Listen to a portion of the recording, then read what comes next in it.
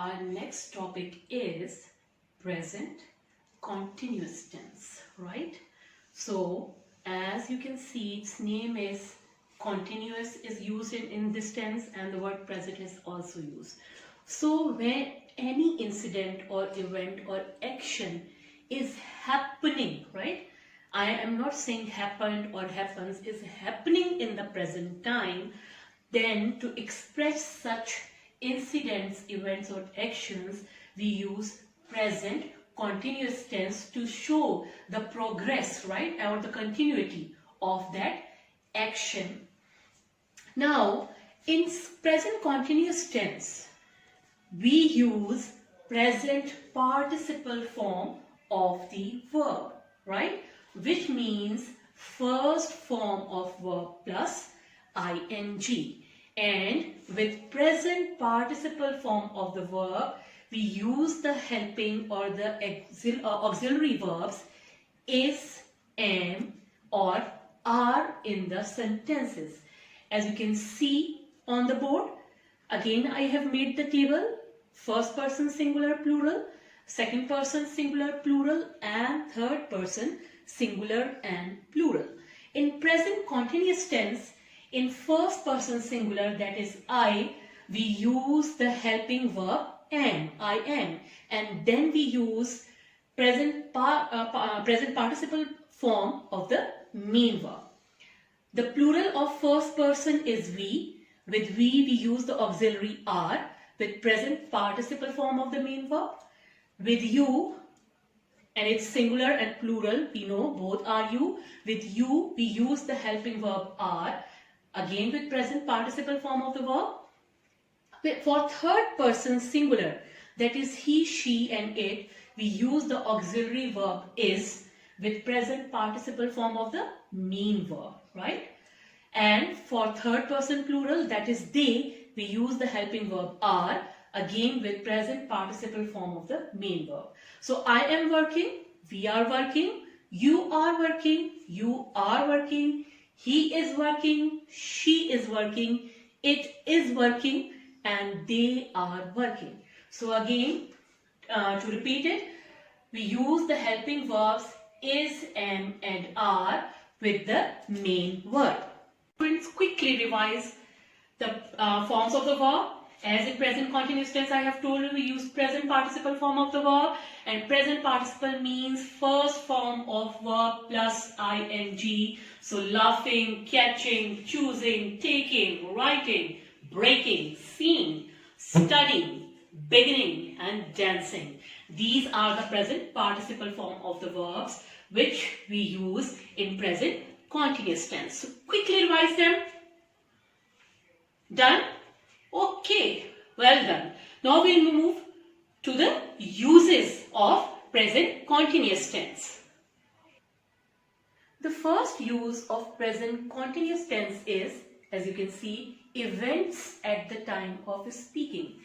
It means that any event or action when is talked about and when someone is talking about them or is speaking about them are still in progress.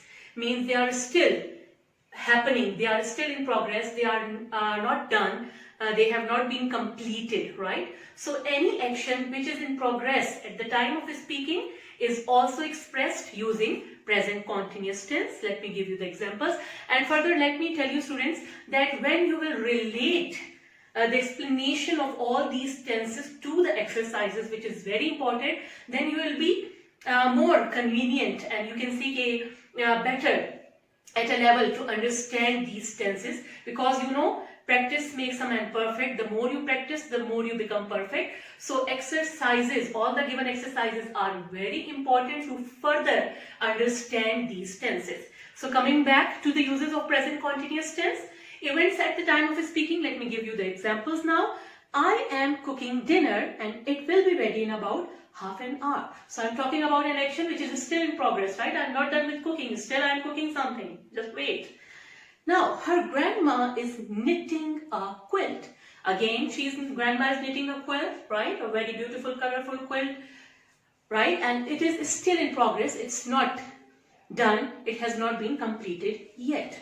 The second use of present continuous tense is temporary states, right? First, let me explain temporary states. We use the present continuous tense to talk about temporary states which are true around the movement of speaking. For example, her auntie is living with her at the moment. Now, it is an action which is still in progress, like her auntie is still, maybe she is not feeling well, so her auntie is living with her, right? She is going to spend some time with her, but this is temporary. She doesn't live with her, she lives somewhere else, but as she is not feeling well, so nowadays she is living with her, so it is a temporary state, but it will continue for some time. The other use of present continuous tense is repeated temporary events, right? Again, temporary events, but which are repeated. For example, she is working a lot in London at the moment, right? So it means nowadays she is London, she is working there, but she doesn't usually work in London, right? But nowadays she is there. So it is a repeated temporary event that she is there, and it is believed that it is a temporary event. She is going to soon leave London and she'll be back to her place.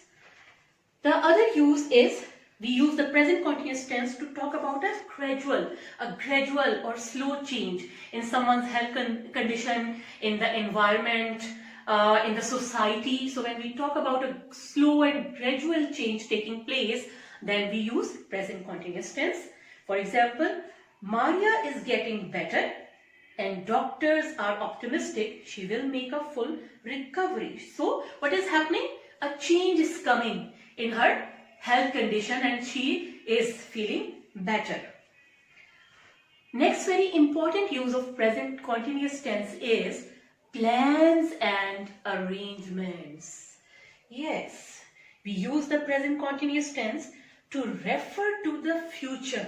Remember, right? I am again repeating it, to refer to the future when we talk about plans and arrangements that have already been made, right? When we have already decided something, we have decided, we are sure, and we have made arrangements, right? We have planned something for the future, then instead of using future tense, we usually use present continuous tense for the decided events or plans or arrangements for the future.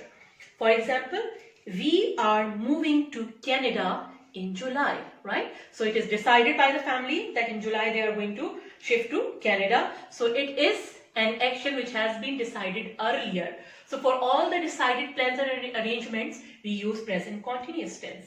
The band is visiting Denmark next May. Again, it's a decided or a, you can say, planned function for the future done by the band. So these are the main uses of present continuous tense, and with the help of these uses you can understand this tense better. Now students, the different sentence structures for the affirmative, the positive, negative and questions, right? So for the affirmative or the positive sentences in present continuous tense, first comes the subject, then we use the helping verb depending on the subject, right? Am, is or are. After the helping verb, we use the main verb. Which form of the main verb? Present participle form, which means first form of verb plus ing, and then comes the object. For the negative sentences, first comes the subject, then again we use the helping, any one of the helping verb depending on the subject. If the subject is I, we are going to use am. If our subject is he, she, it, then we are going to use is. If our subject is we, you or they, then we are going to use are. So as it is a negative sentence, after the helping verb we are going to use not. Then we are going to use present participle form of the verb, and then comes the object. For the questions, to make a question, first comes the helping verb, any one of the helping verb depending on the subject, either am, is or are. After the helping verb comes the subject. After the subject, we are going to use the present participle form of the main verb, and then comes the object to complete the question.